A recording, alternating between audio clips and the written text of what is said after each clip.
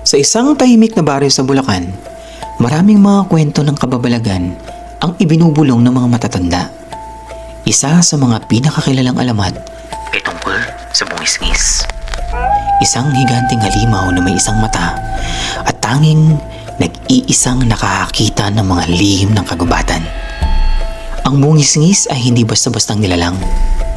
Siya ay kilala sa kanyang malalakas na halakak at matinding lakas na kayang sumira ng mga puno. Isang gabi, sina Rico at Mando, magkaibigan at parehong mangingisda, ay nagdesisyong mangaso sa kagubatan para makahanap ng hayop na pwedeng iluto at ibenta kinabukasan. Habang tinatahak nila ang daan papasok sa kagubatan, narinig nila ang mga kwento ng bungis-ngis mula sa mga kabataan sa baryo. Ngunit binaliwala lamang nila ito. Ano ka ba, Mando? Alamot lang yun. Malamang, gawa-gawa lang ng mga matatanda para hindi tayo maglakas ng loob para magpunta sa kagubatan.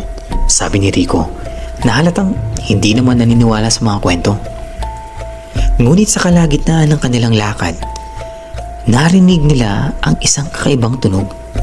Isang malakas at nakakatakot na halakak na tila hanggang sa pinakamalalim na bahagi ng kagubatan. Tumigil sila sa kanilang paglalakad at napatingin sa isa't isa. Baka may nagbibiro lang. Sabi ni Mando, ngunit kita sa kanyang mga mata ang takot. Hindi nagtagal, naramdaman nilang may anino na tumatakip sa kanila mula sa itaas ng mga puno. Sa kanilang paglingon, nakita nila ang isang malaking na nilalang na may nag-iisang mata sa gitna ng kanyang muka. Nakatingin sa kanila ng malapad ang ngiti. Ang bungis-ngis na kilalang kwento lamang ay ngayon nasa harapan na nila. Ang nilalang ay malaking katawan, mas malaking ngipin at isang boses na malakas pa sa kulog ang halakak. Hindi kaya takot kayo, ha? Sabit ng bungis-ngis habang nakangisi. Sumigaw sina Rico at Mando at takot na tumakbo ng mabilis. Ngunit sinundon sila ng halimaw. Tumatawa ito habang naglalakad at bawat yapak niya ay lumayanig sa lupa. At tila ba sinusundan niya lamang ang mga magkaibigan para sa kanyang sariling katuwaan. Habang tumatakbo, nakita ni Mando ang isang malaking bato na pwedeng pagtaguan. Dito tayo, Rico! Magtago tayo! Bulong ni Mando habang hinihingal. Agad silang sumiksik sa likod ng bato, umaasang hindi sila makikita ng halimaw. Ngunit habang nasa likod sila ng bato, narinig nila ang papalapit na yabag at ang malakas na halakak ng bungis-ngis. Sa bawat takbang ng halimaw, mas lumalakas ang tunog ng kanyang halakak na para bang alam niyang nandyan sila at pinapalapit pa sila sa takot. Narinig ko kayo. Sabi ng bungis-ngis na tila natutuwa sa pagkatakot nila. Habang nakasiksik sa likod ng bato, naisip ni Rico na may paraan upang makaligtas. Mando, sabi sa mga kwento, madaling malito ang bungis-ngis. Kailangan lang natin siyang lokohin. Sabi ni Rico. Napaisip sila at nagsimulang gumawa ng plano. Subukan nating tawagin siya mula sa ibang direksyon. Kapag nalito siya, saka tayo tatakbo pabalik sa baryo.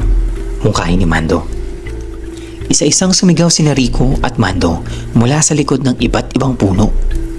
Naglalakas loob sa kabila ng kanilang kaba. Sa bawat sigaw nila, napapalingon si bungis-ngis sa maling direksyon. At hindi nagtagal, nagsimula itong maglakad palayo. Sinubukan hanapin ang pinagkakabalahan ng tunog. Nagpatuloy sina Rico at Mando sa kanilang plano, ngunit hindi nila napansin na si bungis-ngis ay muling nakabalik sa kanilang direksyon. Sa kabila ng kanilang pag-iingat, naramdaman nilang papalapit muli ang yabag ng higanting halimaw. Sa huling pagkakataon, tumakbo silang dalawa ng buong lakas pabalik sa baryo.